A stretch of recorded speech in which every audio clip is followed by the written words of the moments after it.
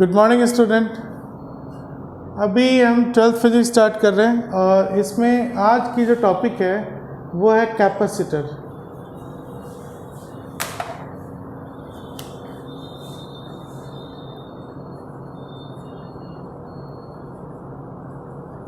आज हम कैपेसिटर पढ़ेंगे, इसे कंडेंसर भी कहते हैं। कैपेसिटर और कंडेंसर। इसे पढ़ने के लिए सबसे पहले हम ये समझें कि आपको मैंने एक प्लेन शीट की इलेक्ट्रिक फील्ड के बारे में बताई थी। जैसे ये प्लेन शीट है, इस पे अगर पॉजिटिव चार्ज है ना, तो इस प्लेन शीट के सामने किसी पॉइंट पर इलेक्ट्रिक फील्ड की वैल्यू कितनी होगी? E is equal to sigma by 2 epsilon naught. ये प्लेन शीट है। अब सिग्मा क्या हो गया? इस प्लेन शीट की surface charge density. Sigma is surface charge density,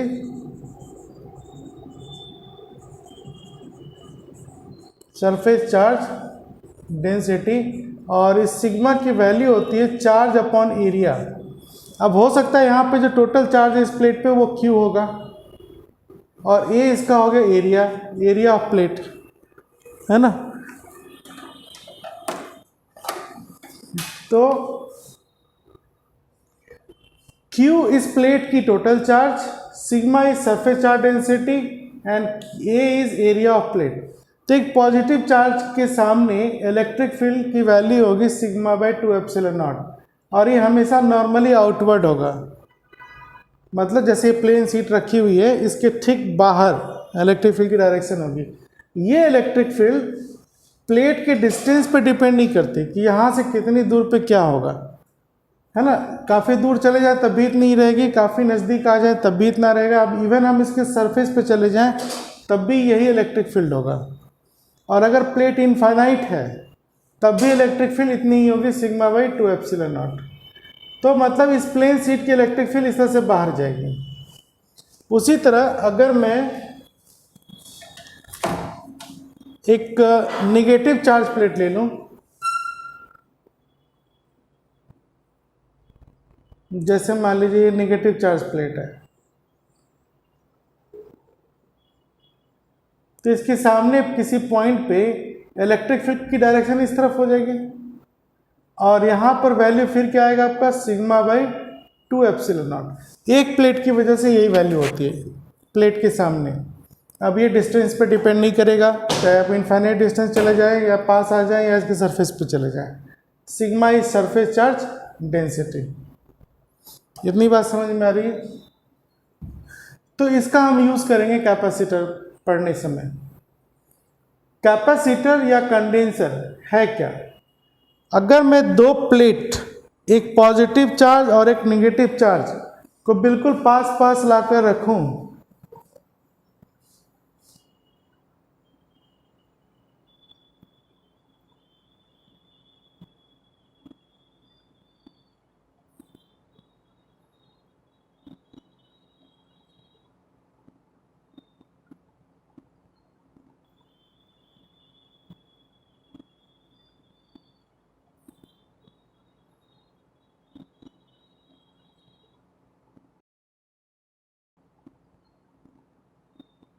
capacitor होता क्या है? Capacitor is basically arrangement of to plates या टू कंडक्टर। जैसे अगर मैं कंडक्टर की बात करूं तो एक कंडक्टर ये हो गया A, इस पे पॉजिटिव चार्जेस हैं, और एक दूसरा कंडक्टर ले लिया मैंने ये B, इस पे नेगेटिव चार्जेस हैं। A and B are two conductors, A having positive charges and B having negative charges। अगर इस पे प्लस Q चार्ज है टोटल तो इस पे माइनस Q चार्ज है, और ये दोनों अगर पास आ गए इस तरह से, जैसे पेज का, कॉपी का दो पेज बिल्कुल पास पास रख दो, उसी तरह से अगर ये दोनों कंडक्टर बिल्कुल पास पास हैं तो ये सिस्टम हमारा एक कैपेसिटर बन जाएगा। ठीक है। तो कैपेसिटर बहुत तरह की हो सकती है आपकी। अब हमें ये देखना है कि कैपेसिटर कितने तरह की हो सकती है। एक होगा आपका parallel plate capacitor. Parallel plate capacitor मतलब उसमें प्लेट जो होंगी वो पैरेलल होगी। पॉजिटिव पॉजिटिव पॉजिटिव, एक पॉजिटिव प्लेट लिया और एक अब नेगेटिव प्लेट ले लेते हैं, है ना। तो दो प्लेट अपोजिटली चार्ज अगर स्मॉल डिस्टेंस पर हैं तो इनके बीच का डिस्टेंस मान लीजिए d है, तो ये दोनों प्लेट मिलकर क्या बना दिया हमारा, parallel plate capacitor. Means a capacitor और condenser is arrangement of two oppositely charge plates separated by very small distance. ठीक है,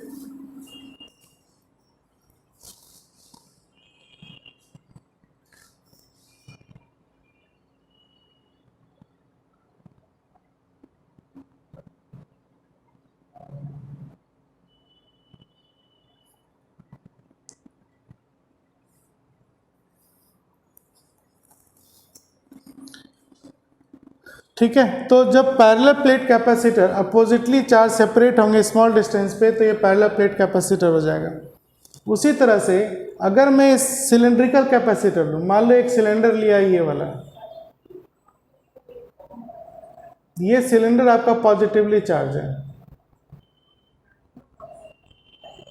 और इसके बाहर अगर हम एक निगेटिवली चार्ज कैपेसिटर सिलेंडर डाल दें, मतलब एक सिलेंडर के बाहर एक और सिलेंडर डाल दिए, जैसे ड्रम डालते हैं, एक ड्रम आया या एक पाइप आया, उसके बाहर एक और बड़ा सा पाइप डाल दो, तो ये अरेंजमेंट हो गया आपका दो प्लेट का। कैसे प्लेट का, सिलेंड्रिकल प्लेट का।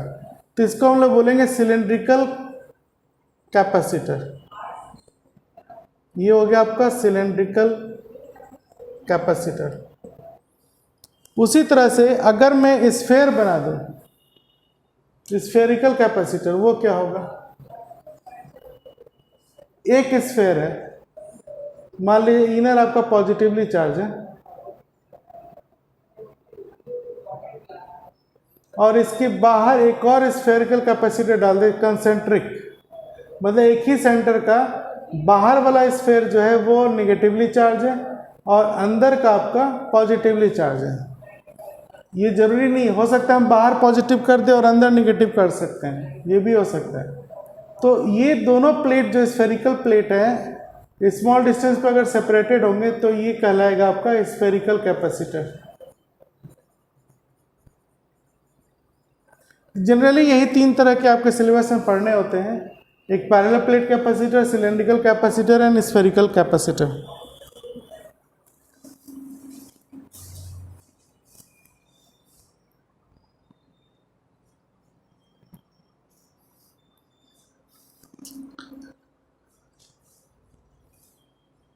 ठीक है, अब हम ये देखते हैं कि कैपेसिटर का काम क्या है। A capacitor stores electrical energy, है ना। कैपेसिटर का काम क्या है, it stores electrical energy. A capacitor stores electrical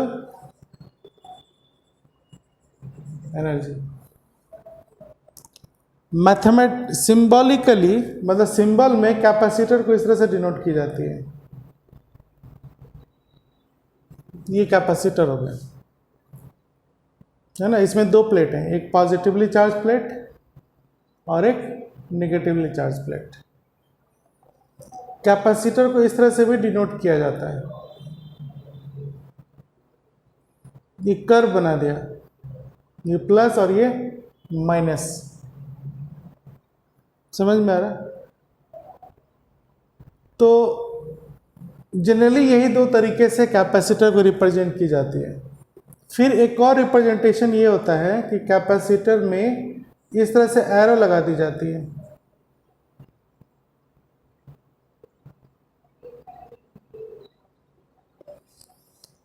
तो एक टर्म है कैपेसिटेंस, जिसके बारे में अब हम थोड़ी देर बाद पढ़ेंगे। तो जब आपने एरो मार दिया, क्रॉस कर दिया, तो ये हो गया वेरिएबल कैपेसिटेंस। वेरिएबल कैपेसिटेंस और जब एरो नहीं है, इस तरह से एरो क्रॉस नहीं किया हुआ है, तो ये कहलाया आपका फिक्स्ड कैपेसिटेंस। कैपेसिटेंस अभी हम पढ़ेंगे जस्ट इसके बाद कि ये होता क्या है।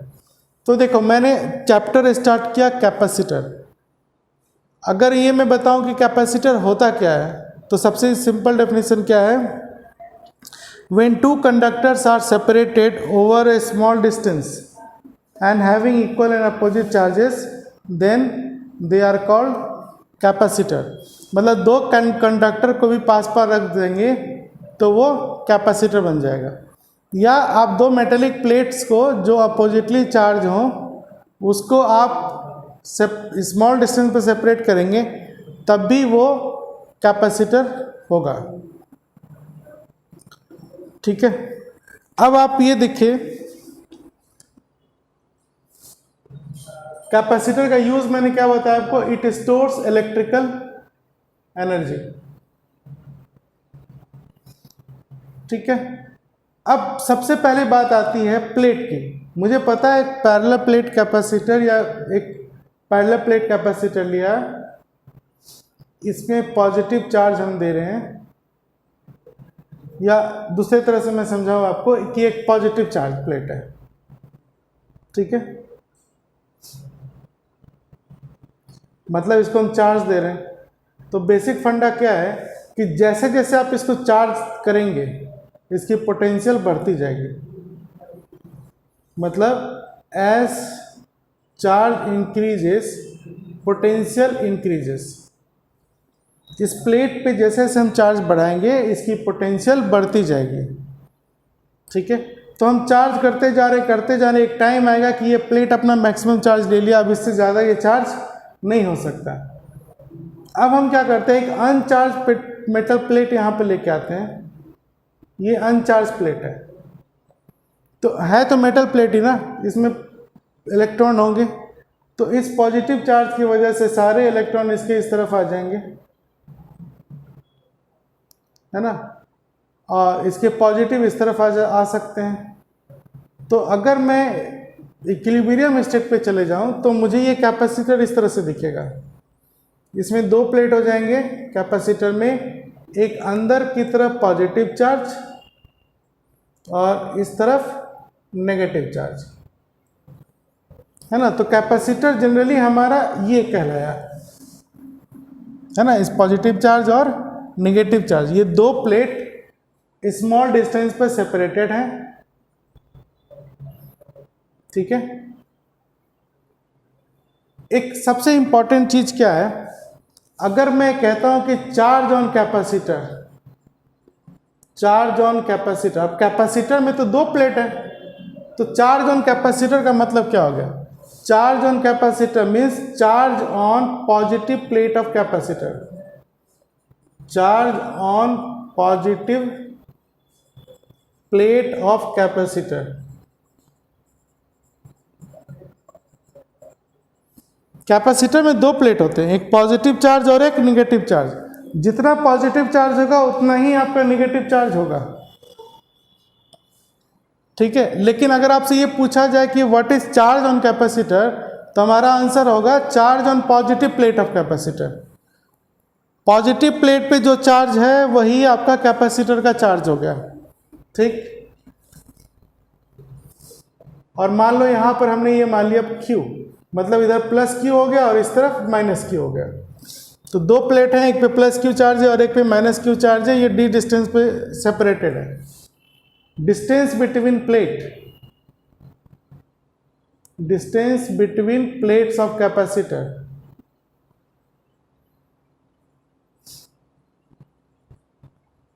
ये हमने मान लिया d।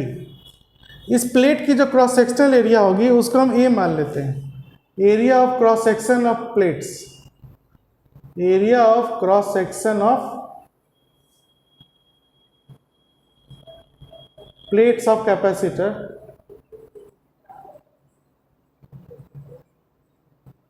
ये हमने A ले लिया। आपको दिखने में ये प्लेट इस तरह से लग रहा है, लेकिन एक्चुअली में प्लेट इस तरह का होगा, है ना। ये एक सरफेस की तरह है, इस पे चार्ज डिस्ट्रीब्यूट की गई है, यूनिफॉर्म डिस्ट्रीब्यूशन।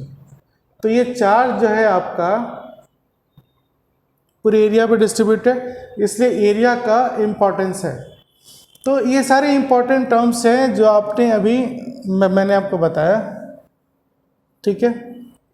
ये जो प्लेट दोनों आपस में सेपरेटेड हैं, इनके बीच में अभी हमारा मीडियम है या तो एयर या फिर vacuum. Medium between plates of capacitor is air और वैक्यूम। इनिशियली हम ये मान लेते हैं, medium between plates of capacitor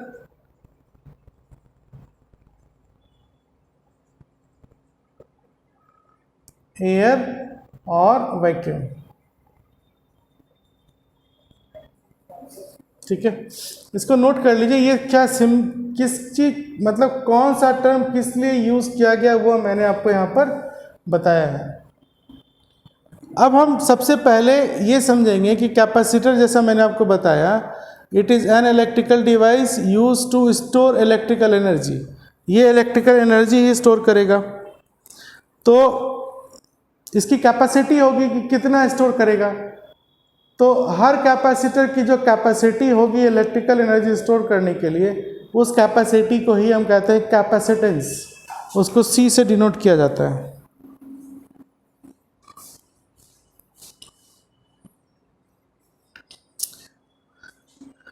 ठीक है। तो अब ये कैपेसिटेंस पे हम आते हैं, ये है क्या चीज़, इसकी डेरिवेशन हमें देखनी पड़ेगी।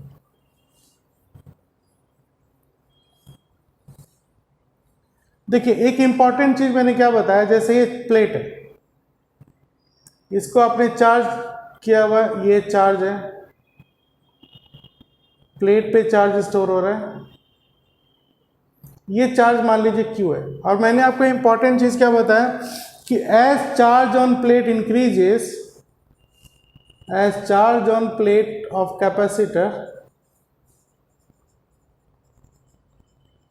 increases,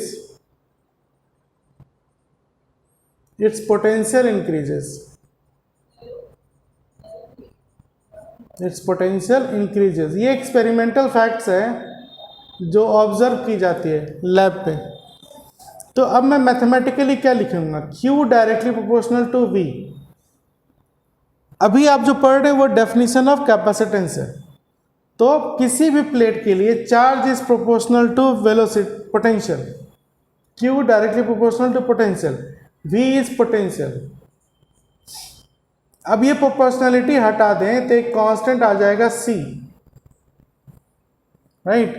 C is a constant, C is a constant called, ये कैपिटल C से लिखी जाएगी, C is a constant called capacitance, capacitance of capacitor.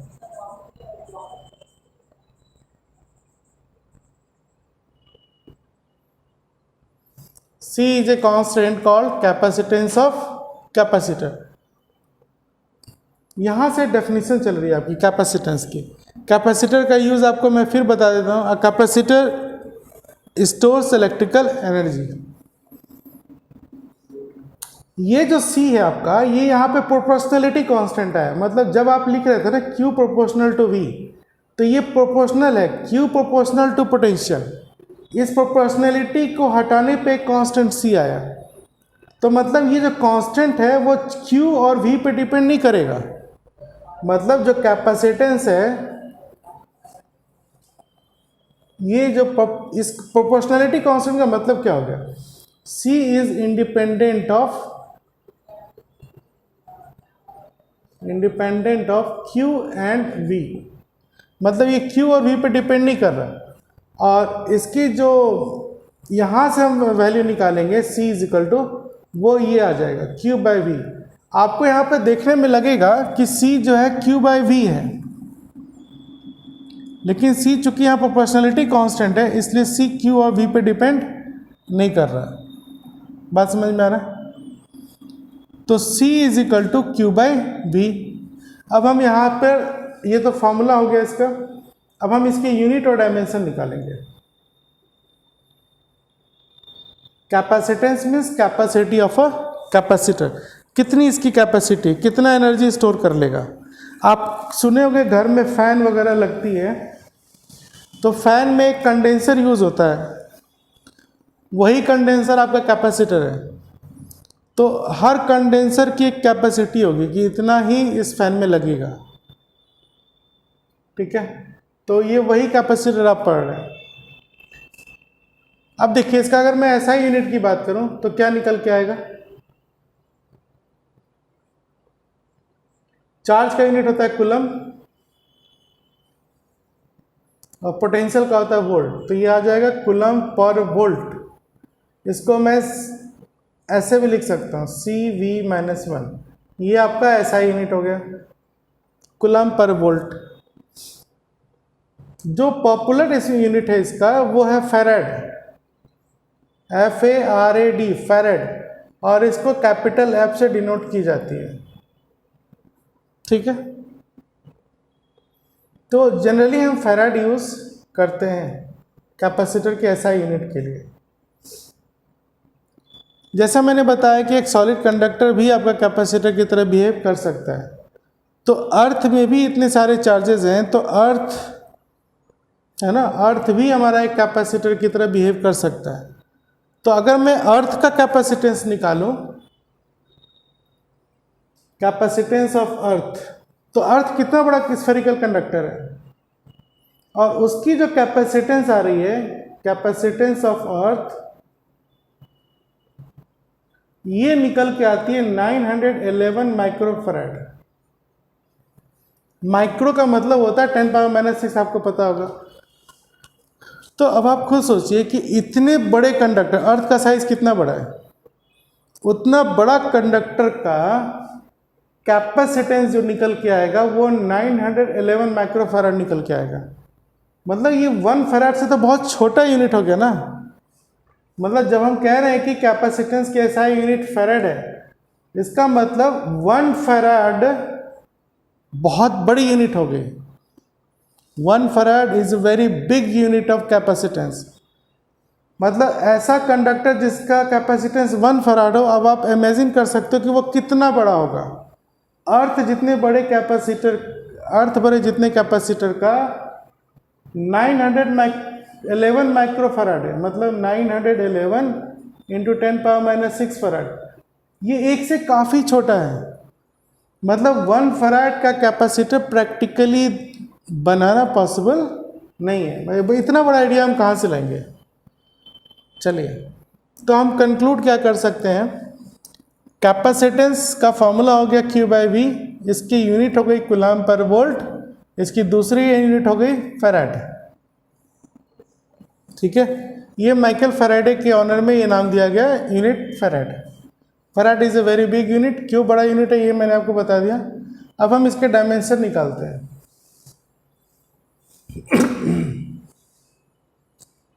Dimension of capacitance, ये कैसे निकलेगा, dimension of charge upon dimension of potential. तो charge का dimension होता है AT और पोटेंशियल का डायमेंशन क्या होगा,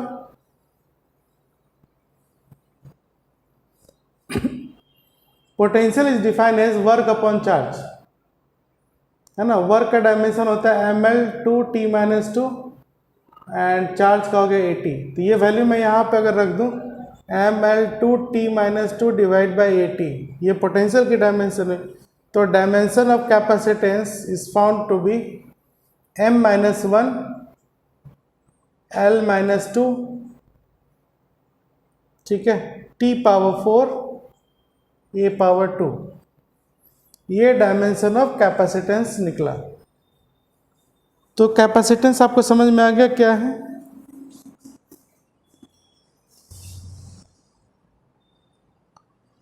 इसके डायमेंशन और यूनिट क्लियर हो गए।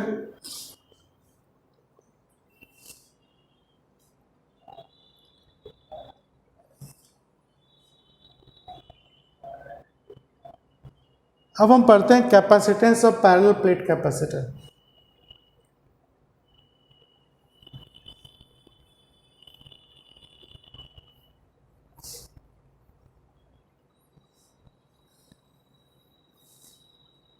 एक चीज मैं फिर से आपको बता दूं कि जैसे ये प्लेट है,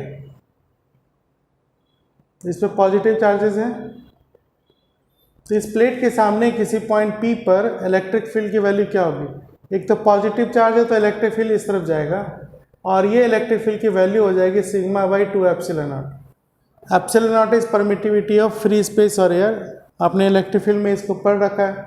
ये इलेक्ट्रिक फील्ड प्लेट से डिस्टेंस पे डिपेंड नहीं करता, मतलब ये पॉइंट P जो है बिल्कुल पास हो या इसके सरफेस पे हो या फिर काफ़ी दूर हो, इनफाइनाइट ही क्यों ना हो जाए, इलेक्ट्रिक फील्ड इतनी ही रहेगी। मतलब इलेक्ट्रिक फील्ड ये डिस्टेंस पे डिपेंड नहीं कर रहा।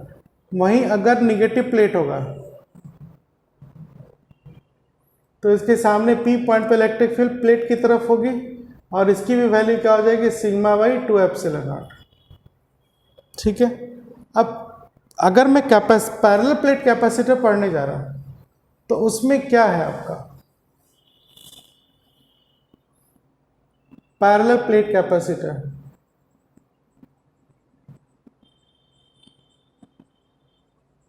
It is arrangement of two metallic parallel plates separated over a small distance and having equal and opposite charges। मतलब एक प्लेट ये है,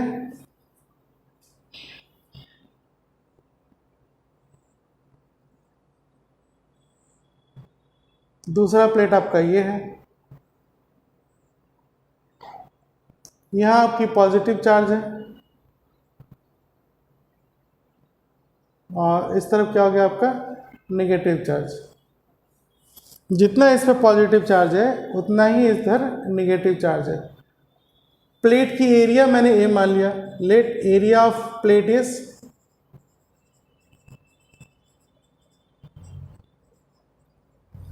है ना, चार्ज ऑन कैपेसिटर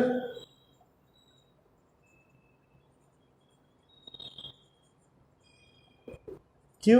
ये आपको बताया मैंने थोड़ी देर पहले कि कैपेसिटर पे चार्ज का मतलब हो गया कैपेसिटर के पॉजिटिव प्लेट पे क्या चार्ज है। ठीक।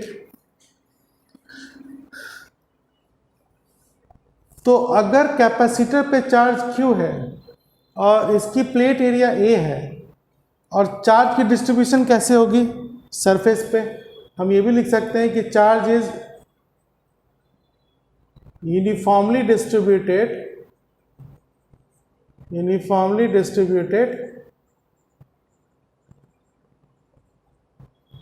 Over cross sectional area of plate.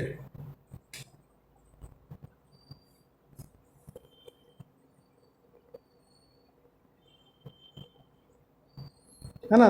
जब चार्ज को हम यूनिफॉर्मली डिस्ट्रीब्यूट करेंगे तो यहाँ पे सरफेस चार्ज डेंसिटी हम कंसिडर कर सकते हैं। Therefore surface charge density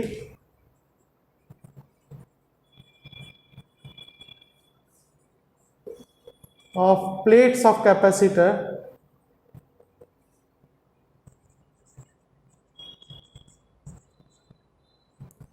is equal to sigma. अब ये सिग्मा क्या हो जाएगा आपका? Sigma is Q upon A।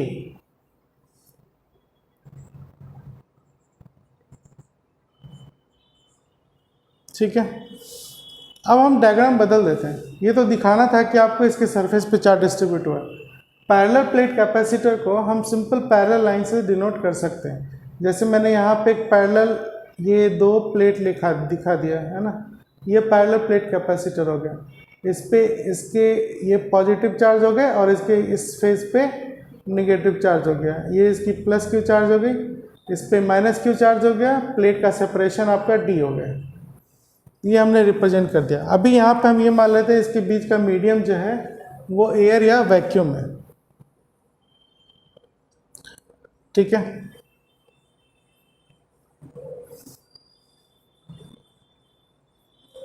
Medium between plates of capacitor is air और vacuum.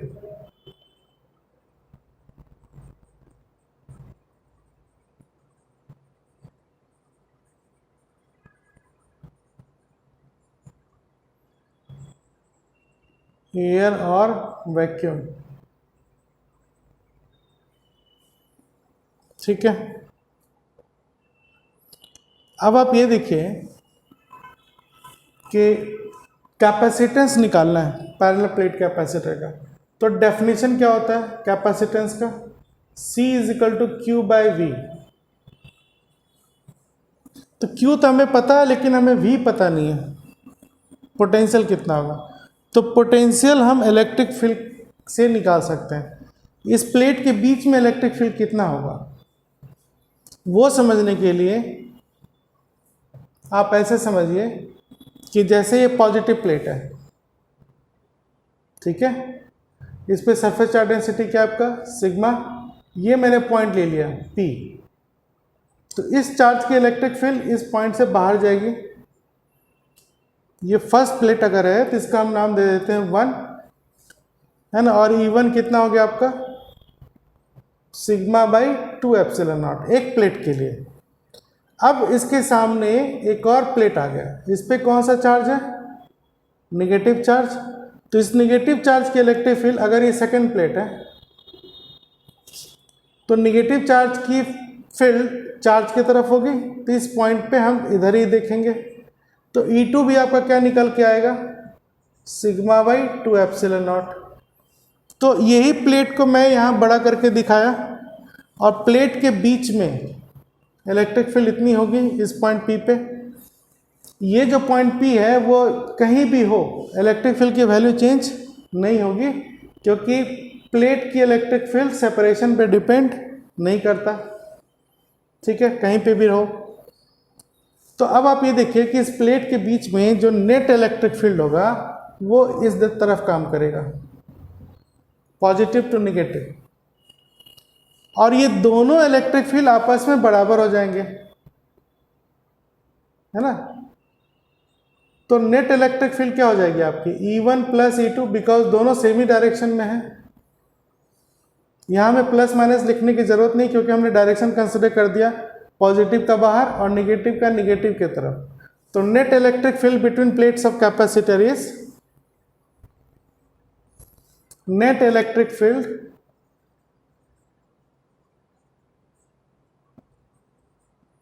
between plates of capacitor is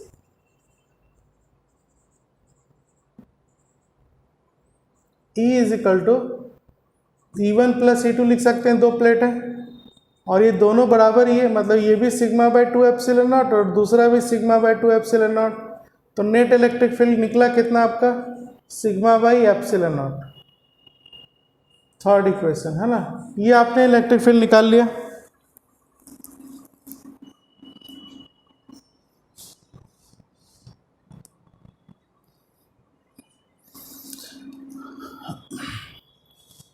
अब अगर मैं इस इलेक्ट्रिक फील्ड को दिखाऊं तो वो बिल्कुल पैरेलल लाइंस इस तरह से जाएगी प्लेट के बीच में, यहाँ पर सारी पैरेलल लाइंस आ जाएंगी।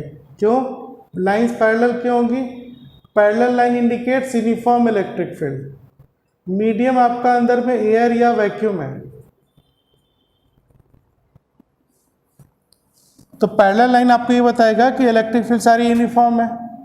और इलेक्ट्रिक फील्ड यूनिफॉर्म रहने की वजह दो है, क्योंकि चार्ज डेंसिटी सेम है, सरफेस चार्ज डेंसिटी सेम है। सरफेस चार्ज डेंसिटी सेम क्यों है? क्योंकि प्लेट की एरिया सेम है, इस पे चार्ज भी सेम है, ठीक है। तो अब आपने इलेक्ट्रिक फील्ड निकाल लिया, तो मुझे अब जरूरत क्या पड़ेगी पोटेंशियल की। तो अब आप ये देखो कि प्लेट का सेपरेशन है D और इसके बीच इलेक्ट्रिक फील्ड आ रही है E। तो इलेक्ट्रिक फील्ड और पोटेंशियल में रिलेशन आपने क्या पढ़ा था? Minus delta V by delta R पढ़ा था, है ना। मैग्नेट, तो ये क्या है आपका पोटेंशियल डिवाइड बाय डिस्टेंस। तो अगर मैं ये वेक्टर फॉर्म में इस तरह से लिखी जाती है, अगर मैं सिंपल मैग्नीट्यूड लूँ तो E इज इक्वल टू हो जाएगा V बाई डी, क्योंकि कैपेसिटेंस स्केलर क्वांटिटी है ना। तो इसको सिंपल वे में लिखें तो electric field equal potential difference divide by D. V क्या हो गया? दोनों प्लेट के बीच का पोटेंशियल डिफरेंस हो गया। D क्या आपका डिस्टेंस बिटवीन प्लेट है, कैपिटल E क्या इलेक्ट्रिक फील्ड बिटवीन प्लेट्स। बात समझ में आ रही है? तो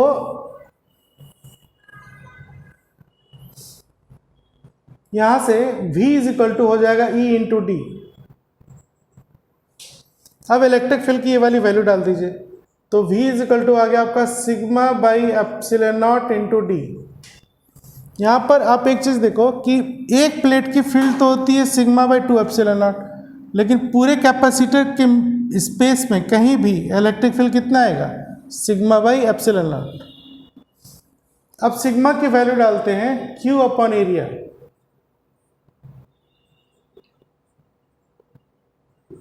है ना। ये इक्वेशन हो गया आपका 4। तो अब हम कैपेसिटेंस निकाल सकते हैं, कितना आ जाएगा। Therefore capacitance is Q by V,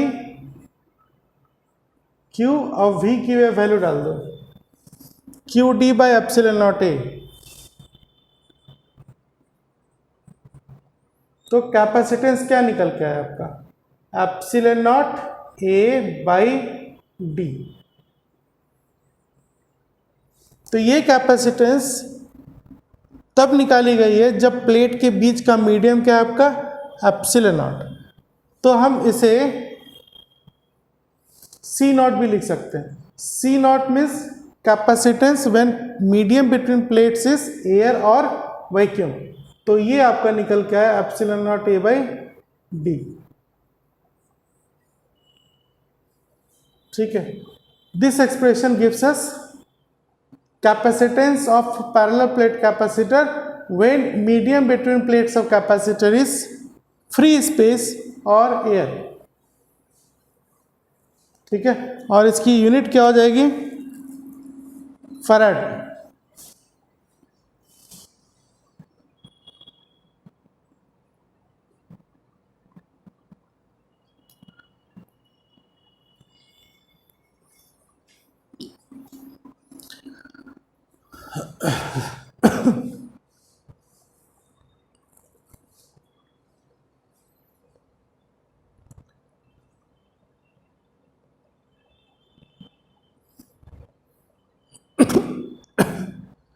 अब मान लो कैपेसिटर के बीच में एक पूरा डाइलेक्ट्रिक फिल कर दिया गया। जैसे पैरेलल प्लेट कैपेसिटर है, ये पॉजिटिव चार्ज है प्लस Q, और उतना ही इधर निगेटिव चार्ज हो गया, तो ये क्या हो गया आपका माइनस Q। इस कैपेसिटर के प्लेट के बीच अभी जो मीडियम है वो एयर है, इनके बीच का डिस्टेंस हो गया D, कैपिटल A इसकी एरिया है। अब इस स्पेस को अगर मैं फिल कर दूं, एयर हटा दें, एयर हटाने का मतलब मैं यहाँ पे इसके पूरे स्पेस को, मतलब ये जो पूरा D डिस्टेंस है ना, इस पूरे डिस्टेंस को मैं एक डाइलेक्ट्रिक से फिल कर दूं, पूरा एयर और वैक्यूम को बिल्कुल हटा दो, इसकी जगह पे पूरा डाइलेक्ट्रिक फिल कर दिया गया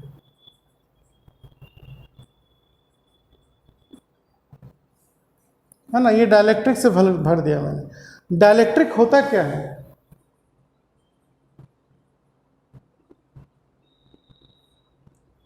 डाइलेक्ट्रिक एक ऐसा मटेरियल है जिसमें फ्री इलेक्ट्रॉन नहीं होता। इंसुलेटर को भी आप क्या कहते हो, फ्री इलेक्ट्रॉन नहीं है। कंडक्टर क्या होता है, उसमें बहुत सारे फ्री इलेक्ट्रॉन्स होते हैं, वो इजीली कंडक्ट करता है। तो अब आप ये समझिए कि जैसे ये एक्सटर्नल इलेक्ट्रिक फील्ड है ना, इस एक्सटर्नल इलेक्ट्रिक फील्ड में अगर मैं कंडक्टर डाल दूं तो ये फील्ड लाइन कैसे जाएगी, जैसे मान लो ये कंडक्टर आ गया, मेटल है ना, कंडक्टर है, और इसी इलेक्ट्रिक फील्ड में इसको डाल दें तो जो इलेक्ट्रिक फील्ड लाइंस है अब इसके अंदर से पास नहीं करेगी। इलेक्ट्रिक फील्ड लाइन ऐसे आएगी और इसके सरफेस से ऊपर निकल जाएगी।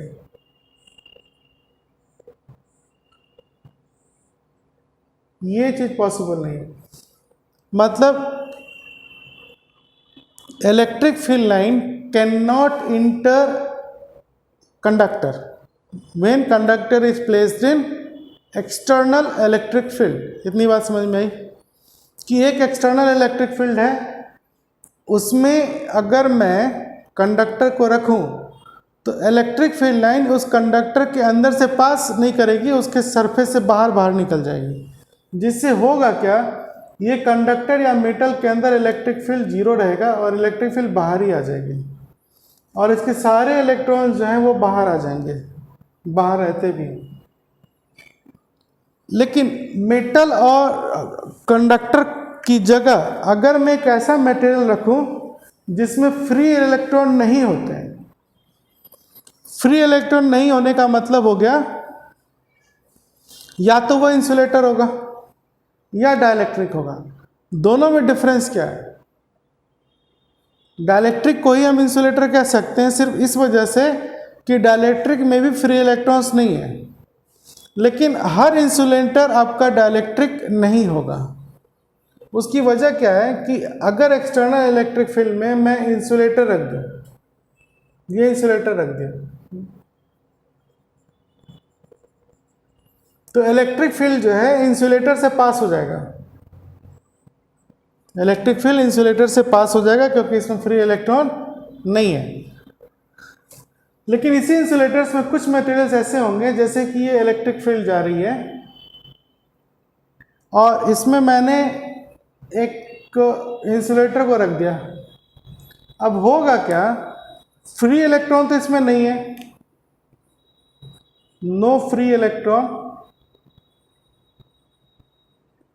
लेकिन यहां पर इलेक्ट्रिक फील्ड लाइन पास करेगी, इससे पास करेगी, लेकिन इसका मटेरियल पोलराइज्ड हो जाएगा। पोलराइज होने का मतलब हो गया अपोजिट डायरेक्शन में एक इलेक्ट्रिक फील्ड बन जाएगी, या आप ये कह सकते हो कि छोटे छोटे डायपोल में पोलराइज हो जाएगा। मतलब ऐसा इंसुलेटर जिसे अगर एक्सटर्नल इलेक्ट्रिक फील्ड में रखी जाए और वो इंसुलेटर के अंदर में छोटे छोटे बहुत सारे डायपोल बन जाए, तो इसी को हम लोग क्या बोलेंगे, डाइलेक्ट्रिक मटेरियल है। ठीक है, तो इससे होगा क्या आपका,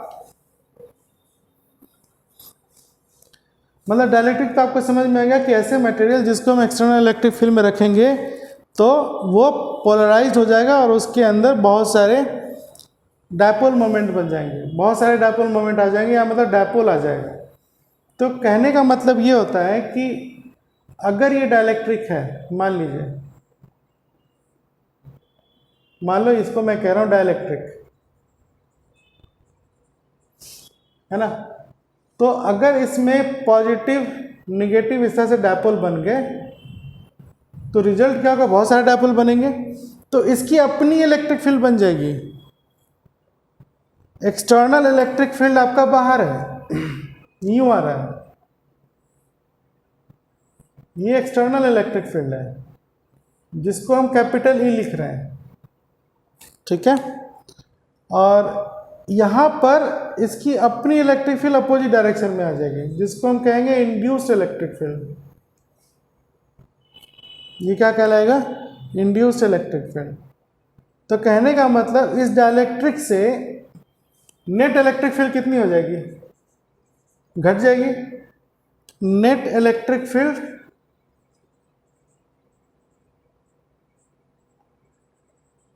inside dielectric, inside dielectric E is equal to, मैं यहां लिखता हूं, ये हो जाएगा E इज इक्वल टू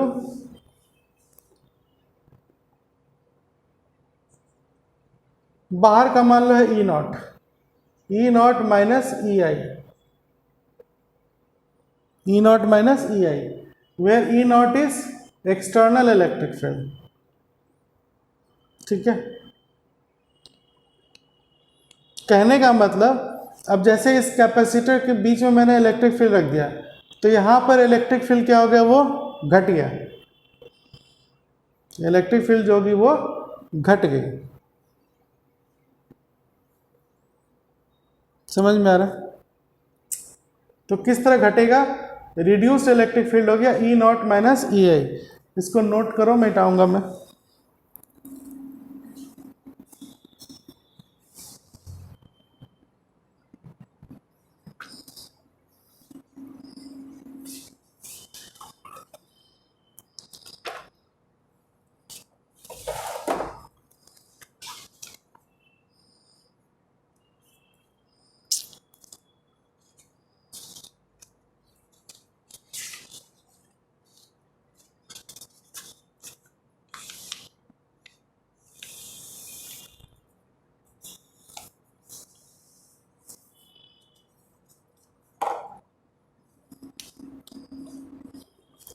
ठीक है।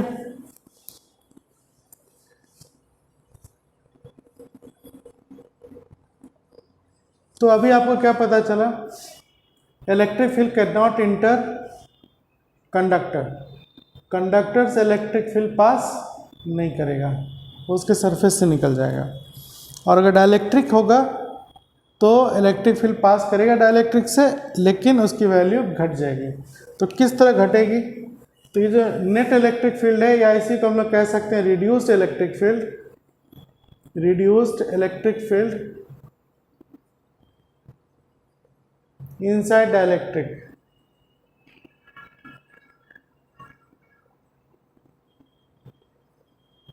ये हो गया आपका E is equal to E naught minus E I. अब वैल्यू डालिए, ये क्या हो जाएगा आपका सिग्मा बाई एप्सिलॉन नॉट।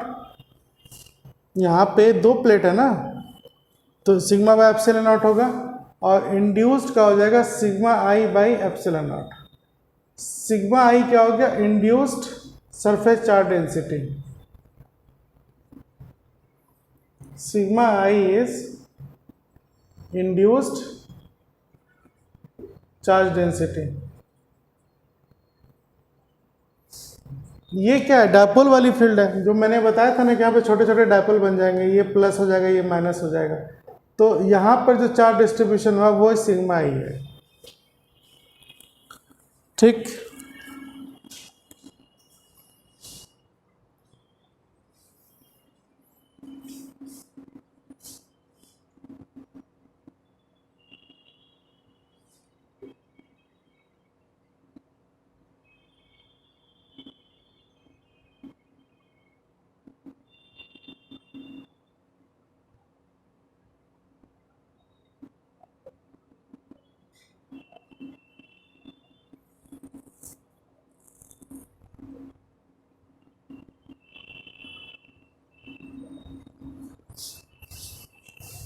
अब ये जो इंड्यूस्ड डायपोल मोमेंट है आपका सिग्मा आई, ये एक्सटर्नल इलेक्ट्रिक फील्ड के प्रोपोर्शनल में होता है। मतलब सिग्मा आई इज प्रोपोर्शनल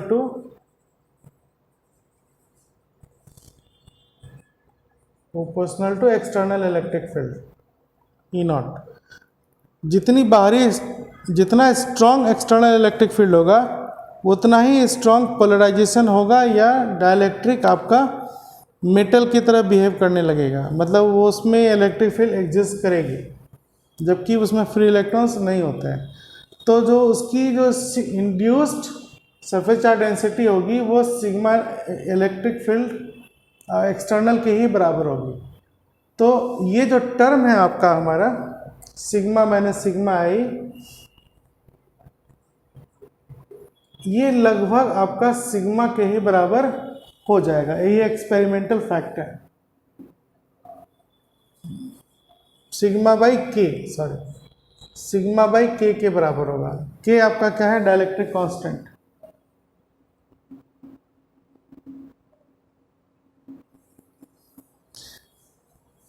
ठीक है,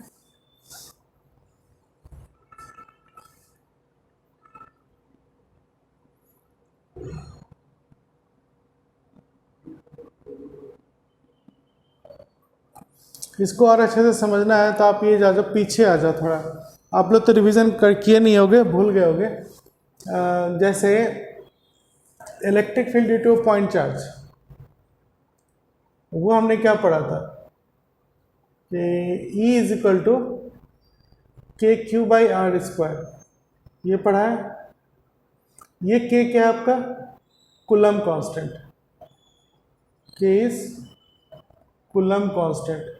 मतलब इसकी वैल्यू जो होगी वो हो जाएगी 1/4 pi epsilon naught Q by R square. ठीक है, ये कब हो रहा है, जब वो एयर में रखा हुआ है। अब अगर मैं इसी चार्ज को मीडियम में रख दूं तो मीडियम में जो इलेक्ट्रिक फील्ड होगी वो क्या हो जाएगी, 1/4 pi epsilon naught into K into Q by R square. ऐसे लिख सकते हैं ना। पुरानी चीज़ें पढ़ा रहा हूँ आपको, क्योंकि आपको मुझे पता है कि आप भूल गए हैं। टीचर कॉन्फिडेंट होते हैं, स्टूडेंट को कॉन्फिडेंट नहीं होता है ना। तो अब देखो इन दोनों को अगर मैं डिवाइड कर दूं तो क्या होगा, E naught by E M कितना आएगा, ये 1/4πε0 Q by R square divide by ये क्या आ जाएगा 1/4πε0 इंटू के, ये के क्या आपका डाइलेक्ट्रिक कांस्टेंट, तो कितना आ जाएगा, ये के आ गया सॉल्व होकर। तो ई नॉट को हम क्या लिख सकते हैं, के इंटू ई एम। अब के यहां पर क्या आपका dielectric constant, K is dielectric constant medium का।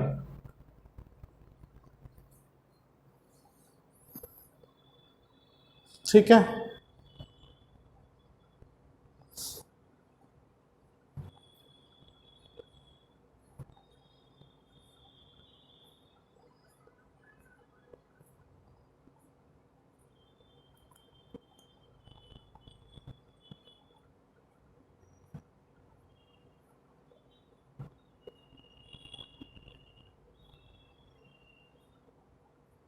ठीक है, इतनी बात समझ में आ रही है। इधर मिटाऊंगा मैं।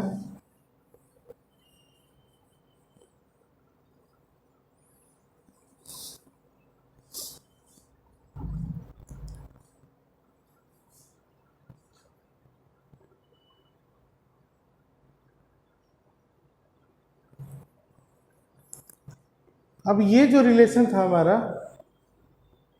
इसमें ये ई क्या है आपका, रिड्यूस्ड इलेक्ट्रिक फील्ड, मतलब यहाँ जो ई एम है ना वही ई है, मतलब ई नॉट को हम यहाँ पे क्या लिख सकते हैं, के इंटू ई।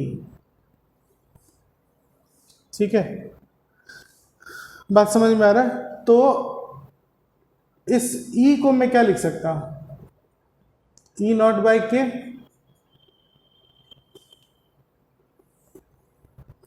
तो ये जो रिलेशन है आपका, अब ई इसकी जगह मैंने लिख दिया E naught by K is equal to sigma minus sigma I by epsilon naught. और ये ई नॉट है क्या आपका, सिग्मा बाई एप्सिलॉन नॉट, ये 1/k अपनी जगह पर है, is equal to sigma minus sigma I by epsilon naught. ये एप्सिलॉन नॉट कट जाएगा, तो ये रिलेशन जो अब आया हमारे पास है ना, ये क्या दिख रहा है, sigma by K is equal to sigma minus sigma I. यही मैं वहां पर डायरेक्ट लिख रहा था जो थोड़ी देर पहले था, बुक में भी वो डायरेक्ट लिखी हुई थी, ये इस तरह से प्रूफ होता है।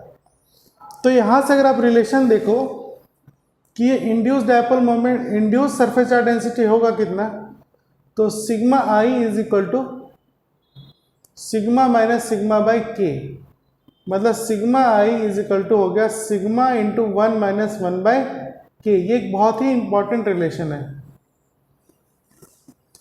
तो इधर मिटा दें। तो ये क्या निकला आपका, induced surface charge density, induced surface charge density is surface charge density into 1 minus 1 by के, के is dielectric constant, dielectric constant. ठीक है,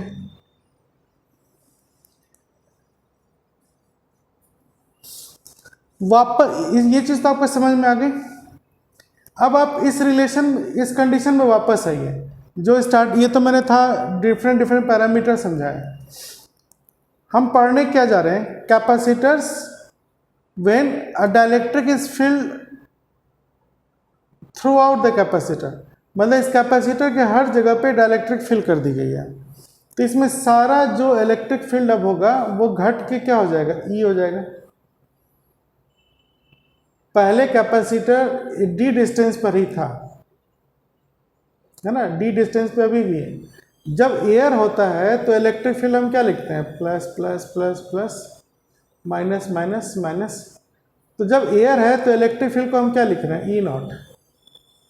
और जब पूरा डाइलेक्ट्रिक इसमें भर दिया इस तरह से तो इलेक्ट्रिक फील्ड क्या हो गया ई, और ये ई की रिलेशन क्या हो गई आपके यहाँ पर E is equal to E naught by K, ये आपको याद रखना चाहिए।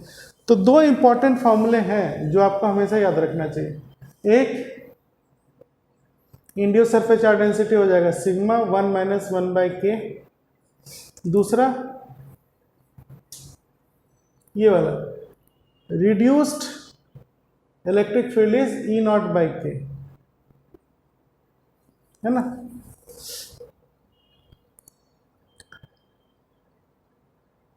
बात समझ में आया? तो यहां पर अब E की वैल्यू क्या हो गई,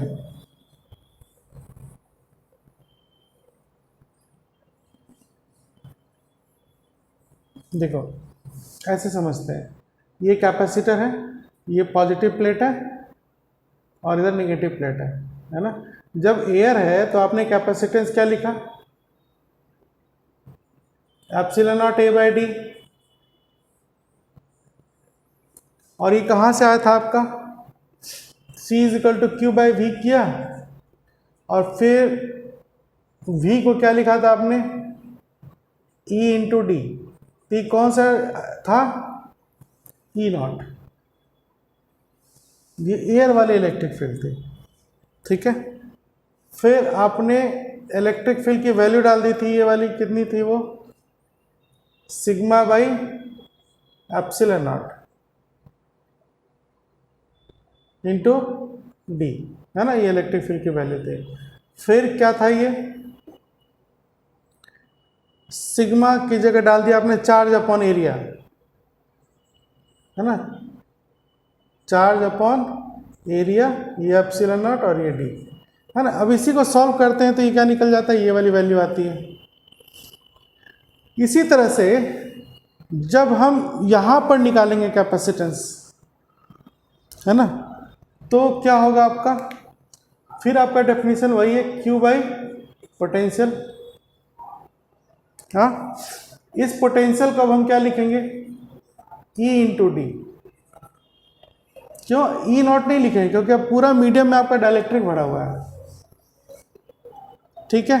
अब E की जगह हम क्या लिख सकते हैं, E नॉट बाई के,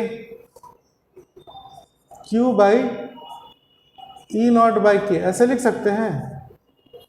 ये इस केस का चल रहा है, मतलब यहाँ हम क्या निकालने जा रहे हैं, कैपेसिटेंस इन मीडियम, मतलब पूरा मीडियम आपका डाइलेक्ट्रिक से भरा हुआ है। अब ये K ऊपर चला गया, तो capacitance in medium is equal to K Q by E naught into D, है ना। अब ये जो देखो यहाँ पर Q by E naught into D, ये क्या है आपका कैपेसिटेंस इन एयर है, तो मैं इसको क्या लिख दूंगा, therefore capacitance in medium is K into capacitance in air। मतलब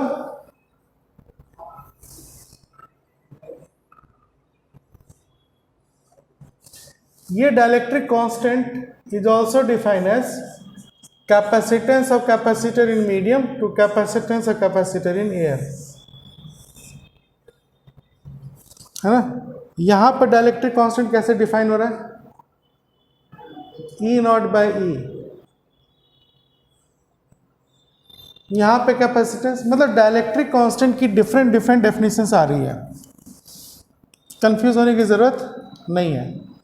अब आप यहां पे C की वैल्यू डाल दो, मतलब capacitance in medium is equal to K C naught क्या हो गया आपका, epsilon naught A by D. ऐसे कहने का मतलब ये आपका एयर का था ये एयर में वाली कैपेसिटेंस है, तो जब कैपेसिटर के मीडियम एयर को पूरा डाइलेक्ट्रिक से फिल कर देंगे तो कैपेसिटेंस क्या हो जाएगा, बढ़ जाएगा, है ना, K टाइम्स हो गया। कैपेसिटेंस इंक्रीजेस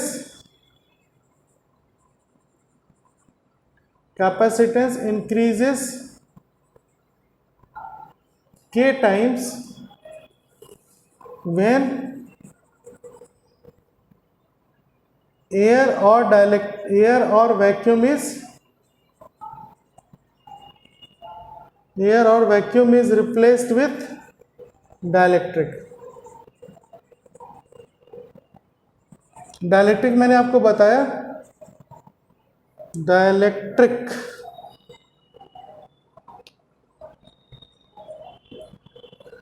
ठीक है। फिजिक्स में तो देखो ऐसे ही इंटरेस्ट नहीं होता स्टूडेंट को, क्योंकि उनको आदत होती है ना बायोलॉजी पढ़ने की, इंटरेस्टिंग फूल पेड़ पौधे, है ना, ये हार्मोन वो हार्मोन, तो उसमें नहीं पढ़ने वाले को भी ना बहुत इच्छा करता है पढ़ने का। या केमिस्ट्री भी कुछ वैसा ही है। लेकिन फिजिक्स में क्या है ना, एक्चुअल ब्रेन आपकी लगती है, यहाँ इंटरेस्ट वाली बात नहीं, यहाँ पे आपकी ये एनालिटिकल स्किल की बात होती है। ये आसान तभी होता है जब आप पढ़ने के बाद उसको कम से कम 2 घंटे खुद से सेल्फ स्टडी देंगे। ये काम नहीं करेंगे तो नहीं होगा, समझना पड़ता है, रफ करना पड़ेगा। आप बाकी सब्जेक्ट की तरह चाहोगे कि मैं फेयर कॉपी कर लूँ तो फिजिक्स तो कभी समझ में नहीं आना है। फिजिक्स में रफ करना पड़ेगा, चीज़ों को समझनी पड़ेगी कि मैं क्या लिखा क्या बताया, वो बहुत इंपॉर्टेंट है। बुक पढ़ना पड़ेगा। तो कैपेसिटेंस में आज जो जो चीज़ें पढ़ी आपने अभी तक सब समझ में आ रहा है?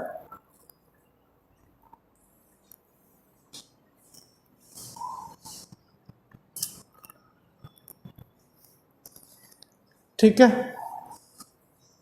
मैं एक बार फिर से बता देता हूँ कहाँ पर क्या क्या हुआ।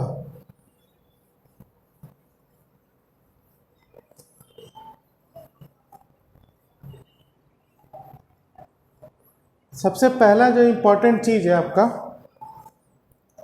वो था चार्ज डायरेक्टली प्रोपोर्शनल है पोटेंशियल का। मतलब कैपेसिटर के प्लेट पे जैसे जैसे चार्ज बढ़ेगी उसका पोटेंशियल बढ़ेगा, एक्सपेरिमेंटल फैक्ट से। ये प्रोपोर्शनलिटी हटाएंगे तो कांस्टेंट आ जाएगा C। C क्या हो गया आपका? Capacitance of capacitor. तो C इज इक्वल टू हो गया Q/V। पहली चीज आपने पढ़ी। अब ये कैपेसिटेंस जो है Q और V पे डिपेंड नहीं कर रहा। इसका जो फॉर्मूला निकल के आया था आपका ε0A/d इसी पे डिपेंड करेगा। मतलब ये कैपेसिटेंस कब? जब प्लेट के बीच का मीडियम एयर है। मतलब कैपेसिटेंस जो है मीडियम पे डिपेंड करता है, प्लेट के एरिया के डायरेक्टली प्रोपोर्शनल हो गया। मतलब एरिया बढ़ा दो तो कैपेसिटेंस बढ़ जाएगा, डिस्टेंस फिक्स रखो, एरिया बढ़ा दो तो कैपेसिटेंस बढ़ जाएगा। और अगर एरिया को मैंने कांस्टेंट कर दिया, डिस्टेंस को कम कर देंगे तो कैपेसिटेंस बढ़ जाएगा। डिस्टेंस जितना कम होगा कैपेसिटेंस बढ़ जाएगा, या डिस्टेंस ज़्यादा हो गया तो कैपेसिटेंस घट जाएगा। फिर आपने पढ़ा मीडियम, तो अगर मीडियम आ जाएगा तो इसकी कैपेसिटेंस बढ़ जाएगी, K ε0A/d या फिर K0 Kc0। मतलब डाइलेक्ट्रिक अगर पूरा भर दोगे तो डाइलेक्ट्रिक के आते ही कैपेसिटेंस बढ़ जाएगा। Capacitance increases with presence of dielectric. K आपका डाइलेक्ट्रिक कांस्टेंट है। फिर हमने देखा कि ये डाइलेक्ट्रिक कांस्टेंट जो है कैपेसिटेंस के टर्म में Cm/C0 से डिफाइन होगा। और ये इलेक्ट्रिक फील्ड के टर्म में देखो तो ये हो जाएगा electric field in air divide by electric field in medium, है ना। इस मीडियम को ही हम E भी लिख सकते हैं, यही Em हमारा E है। ठीक है, ये डाइलेक्ट्रिक कांस्टेंट हो गया। फिर इंड्यूस सरफेस चार्ज डेंसिटी